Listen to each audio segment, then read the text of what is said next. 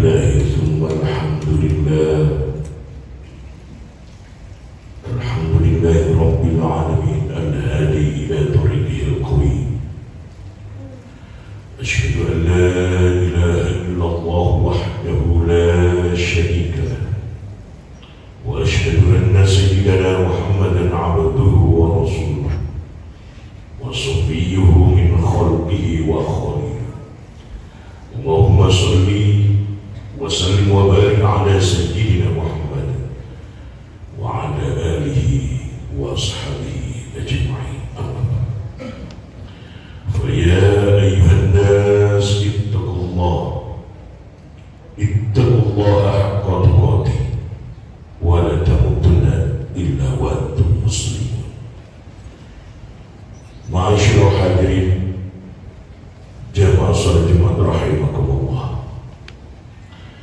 Pada kesempatan yang mulia ini, marilah kita sama-sama meningkatkan kualitas keimanan ketakwaan kita kehadiran Allah Subhanahu wa ta'ala dengan menjalankan segala perintahnya dan menjauhi segala larangan. Ma'asyiral hadirin jamaah salat Jumat rahimakumullah. Di dalam Al-Quran Allah Subhanahu wa ta'ala yaqulu fi kitabihil karim, qul bifadlillahi wa birahmatihi fabidzalika falyafrahu huwa khairun mimma yajma'un. Ayat ini ma'asyiral hadirin menerangkan karena fadl dan rahmat dari Allah Subhanahu wa ta'ala, hendaknya orang-orang yang beriman itu merasa mulia. Semuanya itu adalah lebih baik dari mereka, dari apa yang mereka kumpulkan selama ini. Ma'asyiral hadirin jamaah salat Jumat rahimakumullah. Sering dan selalu kita dapati event-event peringatan kelahiran Nabi Muhammad SAW. Ketika Rasulullah SAW dilahirkan ke dunia ini, ma'asyiral hadirin, bukan secara kebetulan, tapi semuanya itu telah direkayasa dan didesain oleh Allah Subhanahu wa ta'ala. Pernah akan terjadi pembelokan diri Rasulullah SAW yang akan dilahirkan ke dunia ini. Pertama, ketika Nabiullah Ismail alaihissalam beristrikan seorang yang bernama Imarah. Nabiullah Ismail lalu menceraikan Imarah ini karena ia memiliki perangai akhlak yang kurang terpuji. Lalu Nabiullah Ismail alaihissalam beristrikan kedua kalinya dengan seorang istri yang bernama Sayyidah. Dari situlah keturunan Nabiullah Ismail berkembang hingga Rasulullah Muhammad SAW. Akan terjadi juga pembelokan nasab Rasulullah seandainya Allah Subhanahu wa ta'ala tidak turun untuk campur tangan dalam mendesain nasab Rasulullah Muhammad SAW. Ketika kakek Rasulullah Muhammad ingin mengawinkan Abdullah dengan seorang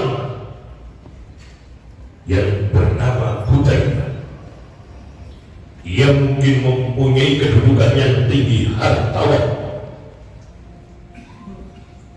tapi Allah Subhanahu wa ta'ala mendesain Muhammad bukan lahir dari seorang yang bernama Hudzaifah.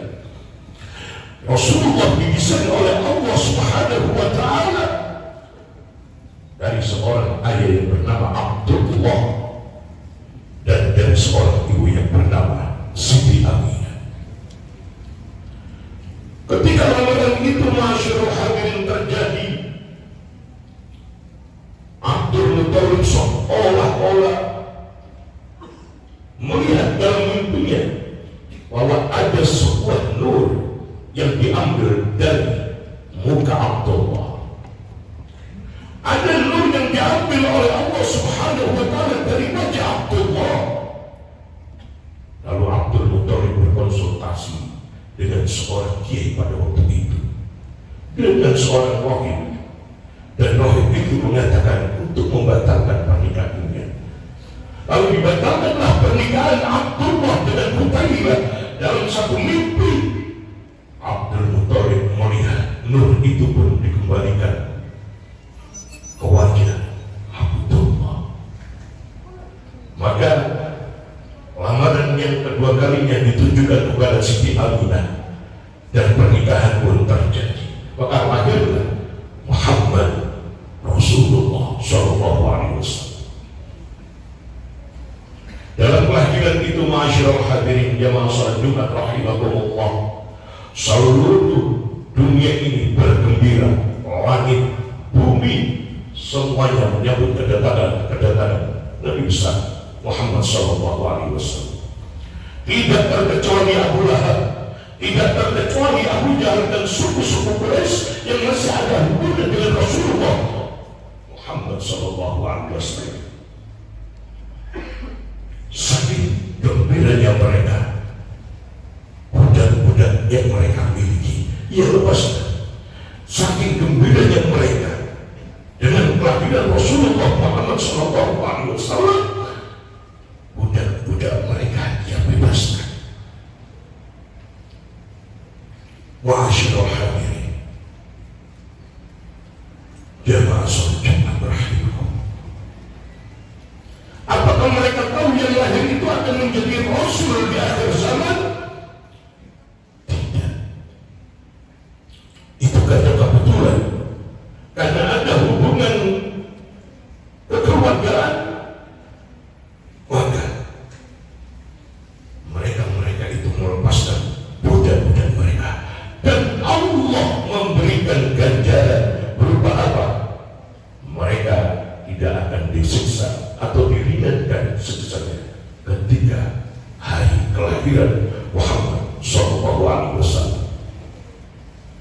Bagaimana kita yang mempunyai, bagaimana kita yang menjadi umatnya, bagaimana kita yang sudah mengetahui bahwa Muhammad adalah khataman nabiyyin, khatamal mursalin. Apakah kita tidak bangga? Apakah kita tidak senang dan bahagia dengan kelahiran, dengan kedatangan Nabi besar Muhammad Sallallahu Alaihi Wasallam? Maka di situ Allah Subhanahu wa ta'ala berfirman, "Qul bi fadlillah wa bi rahmatihi fa bidzalika falyafrahu."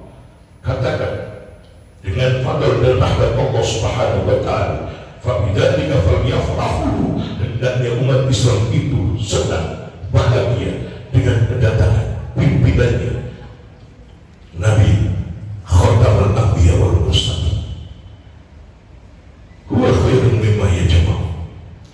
Abu Lahab, Abu Jahal yang tidak mengerti bahwa Rasulullah Muhammad akan menjadi Rasul, itu pun mendapat ganjaran dari Allah ketika mereka itu mati pada hari Senin, diringankan azabnya. Karena apa? Karena pada waktu itu ia bahagia, karena pada waktu itu mereka senang, karena waktu itu mereka lepaskan budak-budak mereka. Kita setiap harinya membaca sholawat, setiap harinya mencontoh perilaku baginda Rasulullah, setiap harinya kita ikuti ajarannya, dan setiap bulannya kita peringati hari kelahiran. Ma'asyiral hadirin jamaah salat Jumat rahimakumullah. Maka tidak heran dalam satu riwayat hadis qudsi Allah berfirman, "Laulaka laulaka." Karena kalau tidak karena engkau, kalau tidak karena engkau ya Muhammad, wahai Muhammad, lama khalaqtul aflak, aku tidak akan menciptakan seluruh bumi, seluruh langit dan seluruh planet. Aku tidak akan aku ciptakan. Karena benar-benar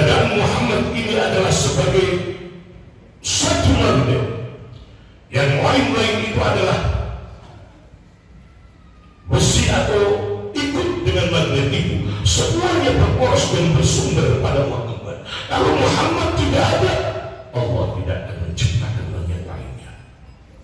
Dalam sebuah hadis juga Rasulullah SAW yaitu an Jabir bin Abdullah qala Rasulullah SAW inna Allah ta'ala khalaqa min qabli al-asya' nur nabiyyika Muhammadin sallallahu alaihi wasallam min nurihi.